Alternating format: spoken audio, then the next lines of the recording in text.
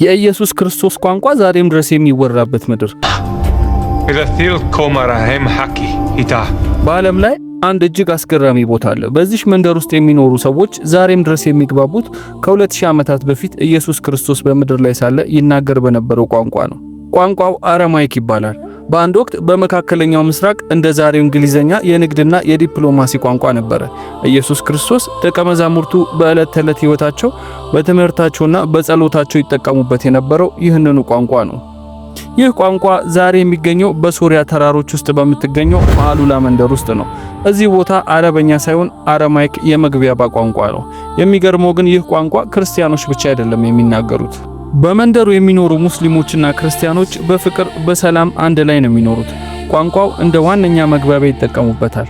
ለማአሉላ ሙስሊም ማህበረሰብ አረማይክ የነብዩ ኢሳና የታላላቅ አባቶቻቸው ቅርስ ነው። ሃይማኖት ሳይለያያቸው ይህ ጥንታዊ ቋንቋ አንድ አድርጓቸዋል። ምንም እንኳን ጦርነትና ስደት ቋንቋውን ስጋት ላይ ቢጥሉትም የማአሉላ ሰዎች ግን ይህንን ሕያው ታሪክ ለዓለም ለማቆየት ዛሬም ይታገላሉ። ቋንቋው እንዳይጠፋና ከልጅ ልጅ እንዲሻገር ልጆቻቸውን በደንብ እያስተማሩ ነው። ልጆቻቸው አረማይክን አቀላጥፈው ይናገራሉ።